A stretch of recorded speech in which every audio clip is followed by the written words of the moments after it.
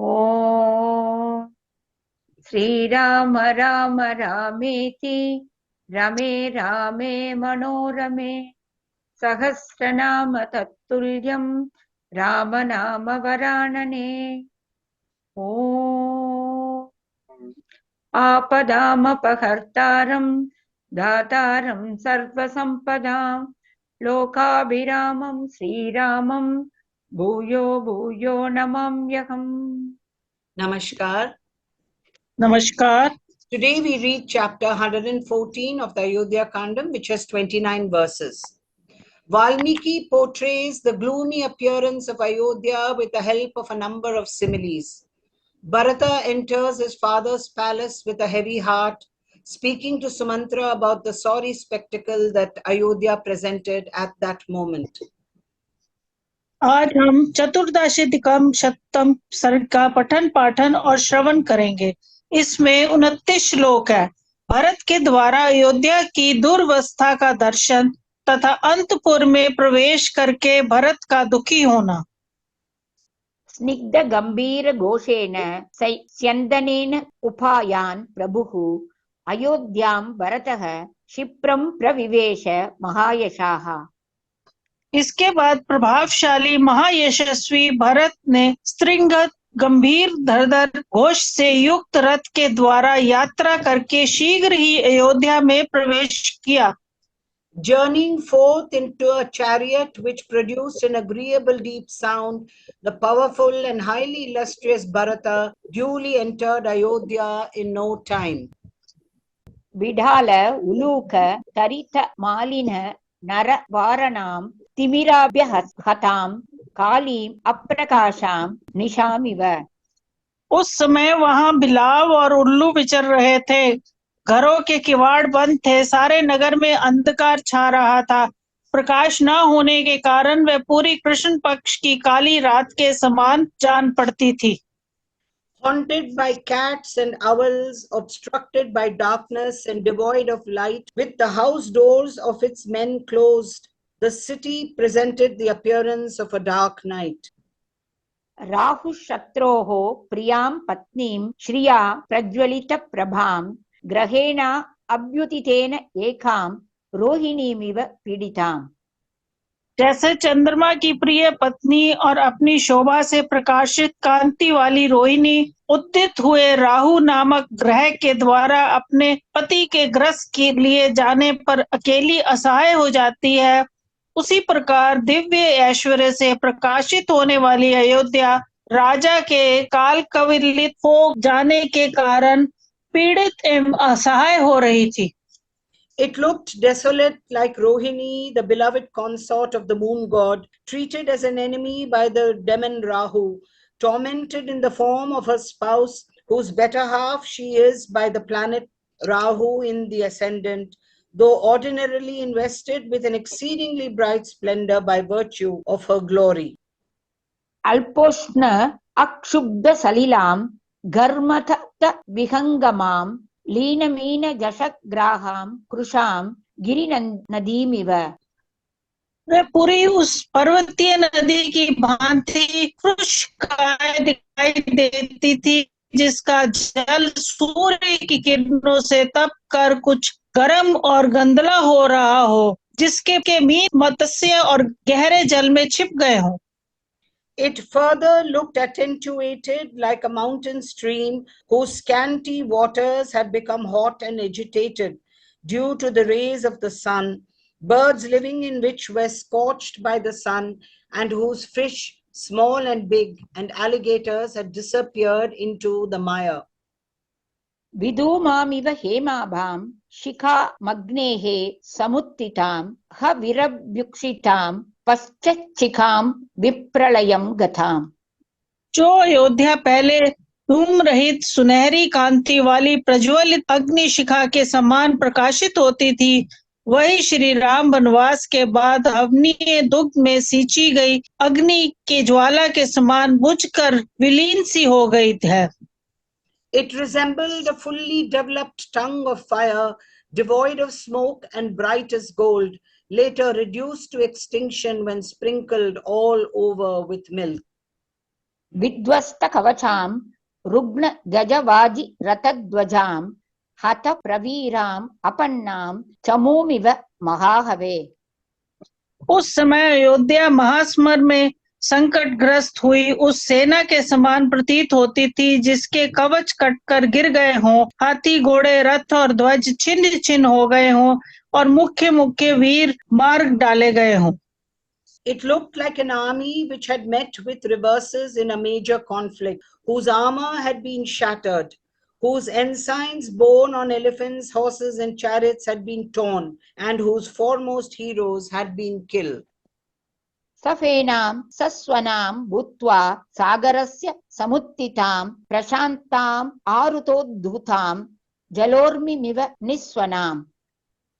प्रबल वायु के वेग से फेन और गर्जना के साथ उठी हुई समुद्र की उताल तरंग सहसा वायु के शांत हो जाने पर जैसे शिथिल और नीरव हो जाती है, उसी प्रकार कोलाहलपूर्ण अयोध्या अब शब्द शून्य सी जान पड़ती थी।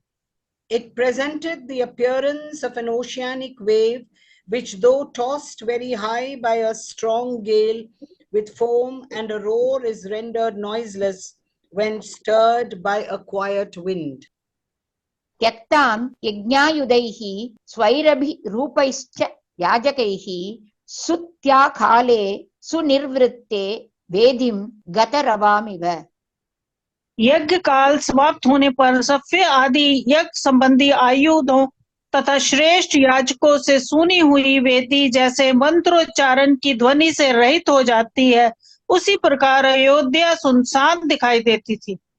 It resembled an altar which, when the period of offering oblations into the sacred fire had completely expired, had been cleared of all sacrificial impediments and deserted by the learned priests, and where all sound had consequently ceased. गोष्ठमध्ये स्थितामार्ताम् अचरन्तीं नवं तृणं गोवृषेण परित्यक्तां गवां पत्नीमिवोत्सुकाम्। जैसे कोई गाय सांड के साथ समागम के लिए उत्सुक हो, उसी अवस्था में उसे सांड से अलग कर दिया जाए और वह नूतन घास चरना छोड़कर आर्त भाव से गोष्ठ में बंधी हुई खड़ी हो, उसी तरह अयोध्यापुरी भी आंतरिक वेदना से पीड़ित थी। It looked like a cow fit to be covered by bulls and longing for copulation, but bereft of an excellent bull and standing disconsolate in a cow pen, refusing to feed on fresh grass. प्रभाकराद्यैः सुस्निग्धैः प्रज्वलिद्भिरिवोत्तमैः वियुक्तां मणिभिर्जात्यैर्नवां मुक्तावलीमिव। Shri Ram आदि से रहित हुई अयोध्या मोतियों की उस नूतन माला के समान श्रीहीन हो गई थी, जिसकी अत्यंत चिकनी चमकीली उत्तम तथा अच्छी जाति की पद्म राग आदि मणियां उससे निकाल कर अलग कर दी गई हों। It further resembled a new necklace of pearls, stripped of its highly polished, dazzling, excellent rubies and other gems of a superior quality. सहसा चरितां तानान् महीं पुण्यक्षयात् गतां संहृतद्युति विस्तारां तारामिव दिवश्च्युताम्। जो पुण्य क्षय होने के कारण सहसा अपने स्थान से भ्रष्ट हो पृथ्वी पर आ पहुंची हो, जिसकी विस्तृत प्रभा क्षीण हो गई हो, आकाश से गिरी हुई उस तारीख की भांति अयोध्या शोभाहीन हो गई थी। Again, it presented the appearance of a meteor suddenly shifted from its position and fallen from the heavens, and consequently shorn of its expense of light when descended on earth through exhaustion of its merit. पुष्पनद्धां वसन्तान्ते मत्त भ्रमरशालिनीं धृत दावाग्नि विप्लुष्टां क्लान्तां वनलतामिव। जो ग्रीष्म ऋतु में पहले फूलों से लदी हुई होने के कारण मतवाले भ्रमरों से सुशोभित होती रही हो और फिर सहसा दावानल के लपेट में आकर मुरझा गई हो, वन की उस लता के समान पहले की उल्लासपूर्व अयोध्या अब उदास हो गई थी। It further looked blighted in appearance, like a forest creeper laden with blossoms at the close of spring, and appearing lovely with drunken bees surrounding it, but later on scorched by a raging wildfire. सम्मूढ निगमां सर्वां संक्षिप्त विपनापनां प्रचन्न शशि नक्षत्रां द्यामिव अम्बुधरैः युताम्। वहां के व्यापारी वाणिक शोक से व्याकुल होने के कारण किंकरता विमूढ़ हो गए थे।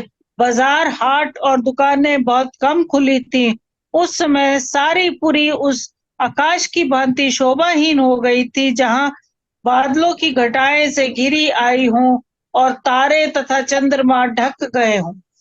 The entire city with its trafficless streets and markets carrying on a dull business resembled a cloudy sky with the moon and the other stars obscured. क्षीणपानोत्तमैः भग्नैः शरावैः अभिसंवृतां हत शौण्डामिव ध्वस्तां पानभूमिम् असंस्कृताम्। उन दिनों अयोध्यापुरी की सड़कें झाड़ी बुहारी नहीं गई थी, इसलिए यत्र तत्र कूड़े करकट के ढेर पड़े थे। उस अवस्था में वह नगरी उस उजड़ी हुई पान भूमि मधुशाला के समान श्रीहीन दिखाई देती थी, जिसकी सफाई ना की गई हो, जहां मधु से खाली टूटी फूटी प्यालियां पड़ी हों और जहां के पीने वाले भी नष्ट हो गए हों। With its streets and lanes unswept and full of rubbish, Ayodhya presented the appearance of a deserted and uncleaned tavern, strewn with broken vessels, devoid of any excellent liquor, the wine drinkers having been killed. वृक्न भूमिलतां निम्नां वृक्न पात्रैः समावृतां उपयुक्तोदकां भग्नां प्रपां निपतितामिव। उस पुरी की दशा उस पांसले की सी हो रही थी जो खंभों के टूट जाने से ढह गए हों, जिसका चबूतरा छिन्न भिन्न हो गया हो, भूमि नीची हो गई हो, पानी सूख गया हो और जल पात्र टूट फूट कर इधर उधर सब और बिखरे पड़े हों। Again, it looked like a shed erected for storage and distribution of water, but now broken and collapsed with its platform raised and sunk, and covered with broken vessels, its water having been used up. विपुलां विततां चैव युक्तपाशां तरस्विनां भूमौ बाणैः विनिष्कृतां पतितां ज्यामिव अयुधात्। जो विशाल और संपूर्ण धनुष में फैली हुई हो, उसकी दोनों कोटियां किनारे में बांधने के लिए जिसमें रस्सी जुड़ी हुई हो, किंतु वेगशाली वीरों के बाण से कटकर धनुष से पृथ्वी पर गिर पड़ी हो, उस प्रत्यंचा के समान ही अयोध्यापुरी भी स्थान भ्रष्ट हुई सी दिखाई देती थी।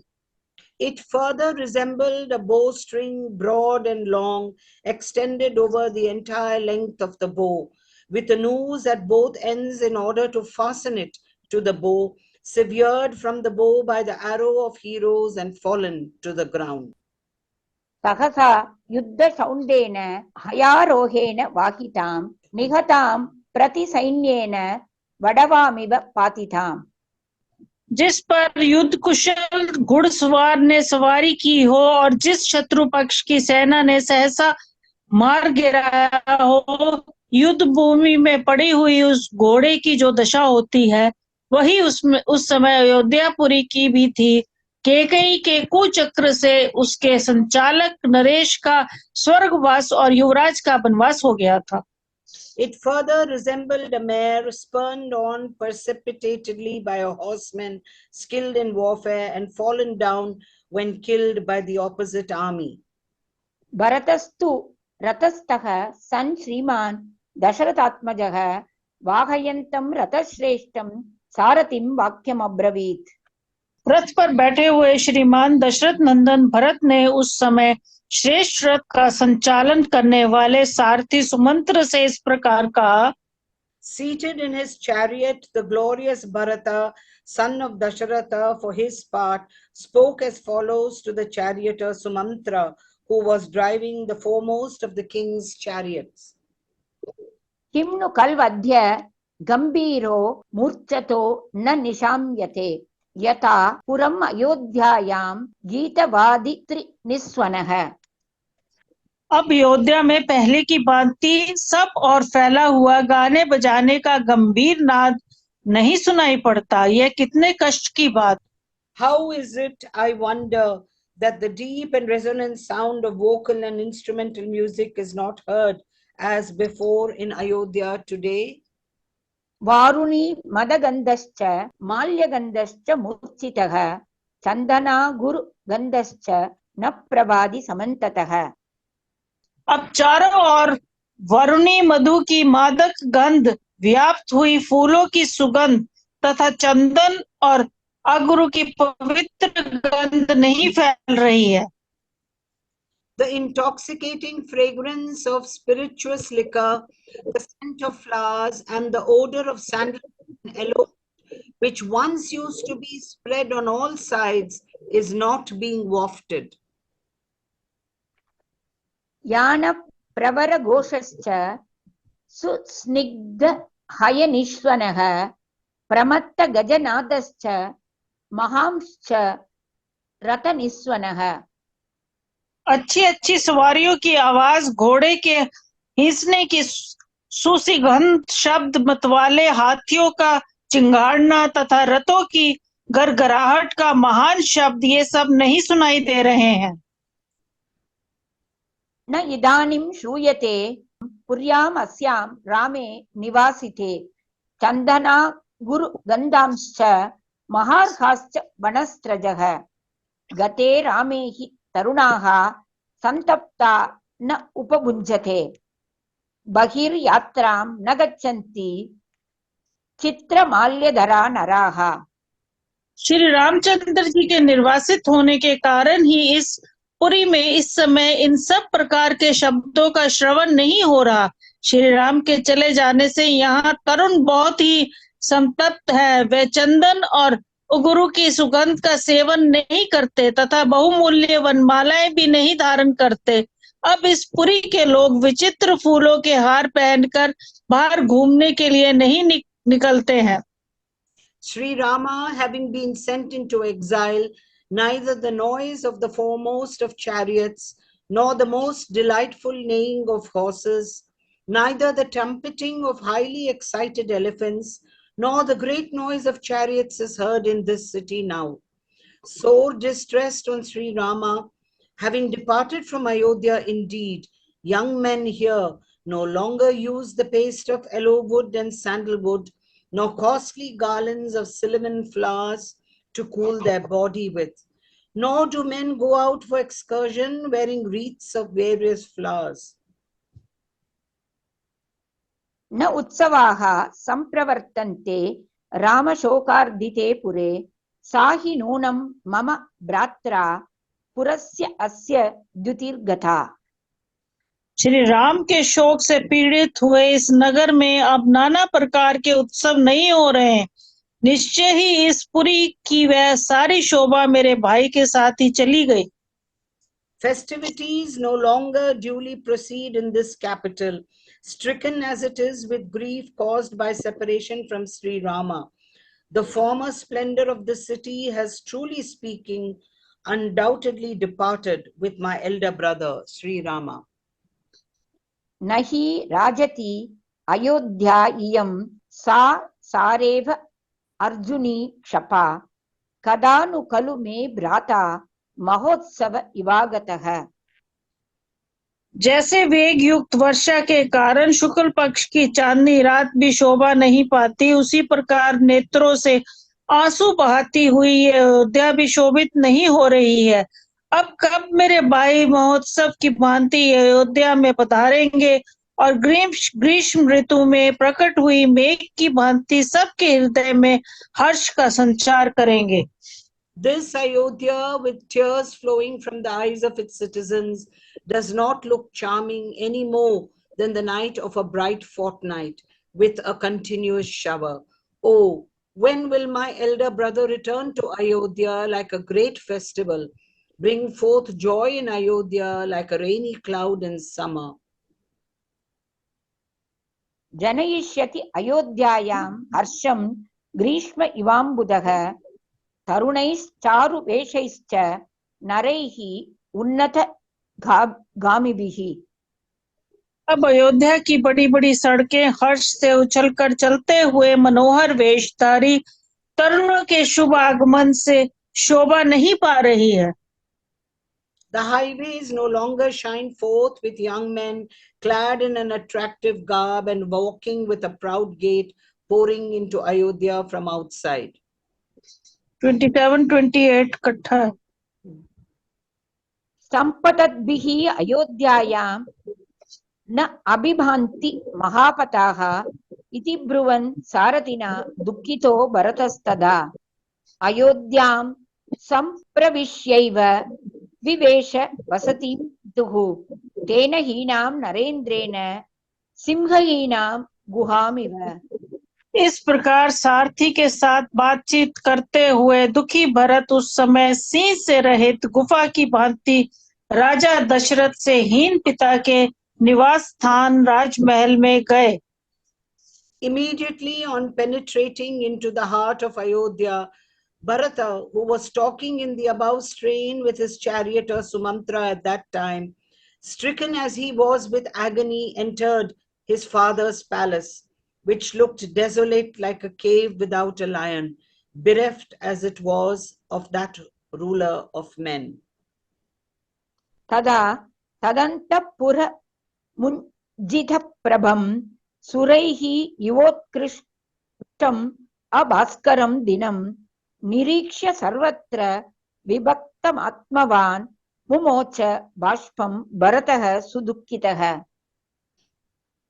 जैसे सूर्य के छिप जाने से दिन की शोभा नष्ट हो जाती है और देवता शोक करने लगते हैं, उसी प्रकार उस समय वह अंतपुर शोभाहीन हो गया था और वहां के लोग शोक मगन थे।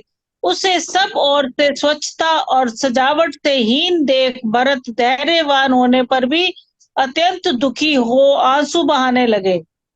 Sore distressed to gaze at that moment on the well-known gymnasium, which having shed its splendor, resembled a day without the sun, bewailed by gods, and was untidy everywhere, Bharata, who though self-possessed, shed tears. इत्यार्षे श्रीमद् रामायणे वाल्मीकिये आदिकाव्ये अयोध्याकाण्डे 14+ सर्गः। इस प्रकार श्री वाल्मीकि निर्मित रामायण आदि काव्य के अयोध्या कांड में 114वां सर्ग पूरा हुआ। Thus ends Canto 114 in the Ayodhya Kandam of the glorious Ramayana of Valmiki, the work of a rishi and the oldest epic. ओम श्री राम राम रामेति रमे रामे मनोरमे सहस्रनाम तत्तुल्यं राम नाम वरानने। Om Apadamapahārtāram Dātāram Sarvasampadam Lokabhiramam Shri Ramam Bhuyo Bhuyo Namamyaham. Dhanyavad. धन्यवाद।